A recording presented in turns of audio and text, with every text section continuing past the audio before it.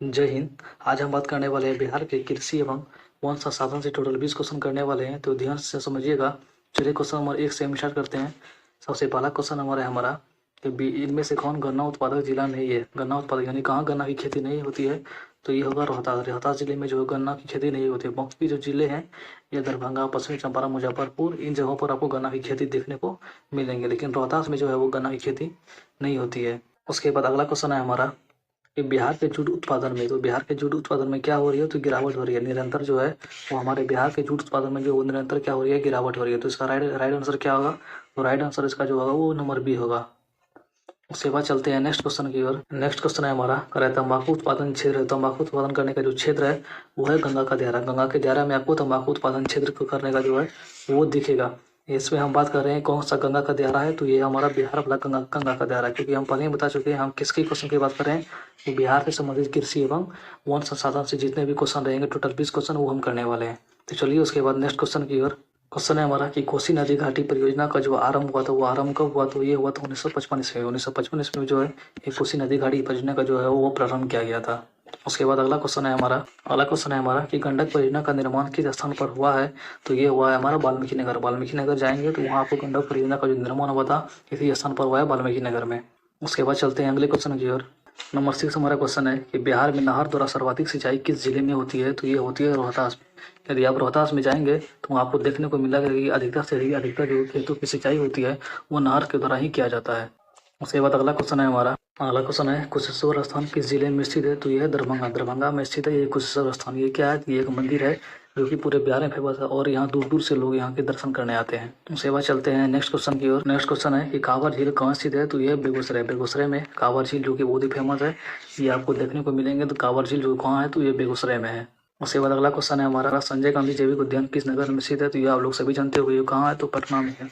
संजय गांधी जैविक उद्यान जो कि चिड़ियाघर है, पटना में है।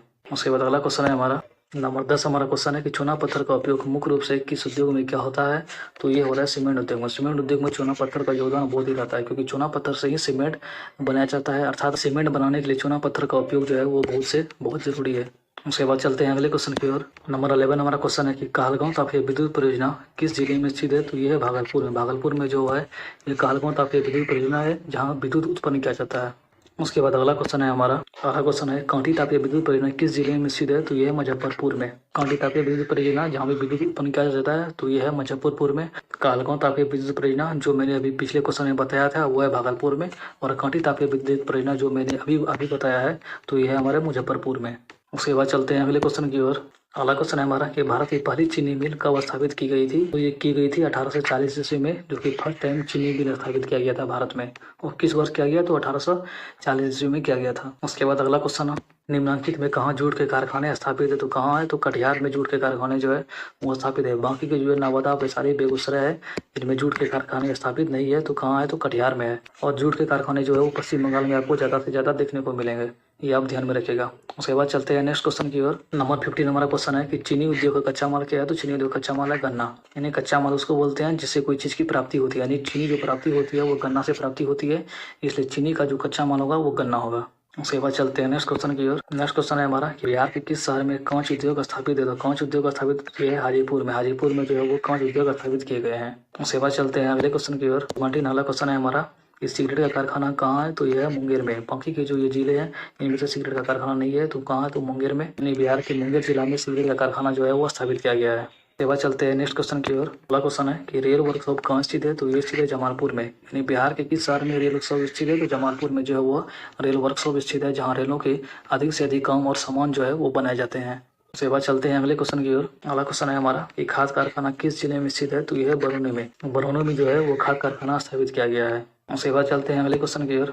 नंबर 20 जो कि हमारा लास्ट क्वेश्चन है कि बिहार की पहली रेल लाइन थी, तो बिहार की पहली रेल लाइन जो थी वो थी मार्टिन रेलवे। मार्टिन रेलवे जो कि बिहार की पहली रेल लाइन थी जिसका नाम दिया गया था और ये स्थापित किया गया था, जिसका नाम दिया गया था मार्टिन रेलवे। मैंने एक एक क्वेश्चन को अच्छे से बताया है, इसे आप चाहे तो कॉपी में नोट भी कर सकते हैं, क्योंकि ये एक एक क्वेश्चन जो मैंने बताया ये बहुत ही इंपॉर्टेंट है। और यदि आप चैनल में नए हैं तो प्लीज़ चैनल को सब्सक्राइब करें एवं बेल आइकन को दबाना ना भूलें। धन्यवाद।